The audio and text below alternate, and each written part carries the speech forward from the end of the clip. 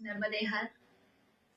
समस्त सम्माननीय समाजजन, मैं श्रीमती शिवानी उपाध्याय शुक्ला, नार्मदी गौरव से सम्मानित अभिरुचि पत्रिका की बुरहानपुर जिला पत्रकार और नार्मदी समाज की भूतपूर्व अध्यक्ष, आप सभी को बताते हुए बड़ा हर्ष हो रहा है।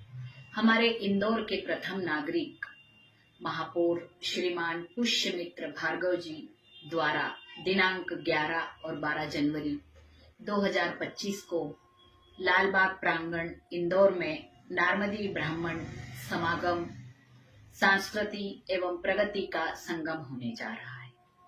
यह हमारे समाज के लिए यह हमारा बहुत बड़ा समागम है। आप सबसे हाथ जोड़कर विनम्र अपील है कि आप अपने रिश्तेदार और अपने समस्त समाजजनों को लेकर इस समागम का हिस्सा बनिए।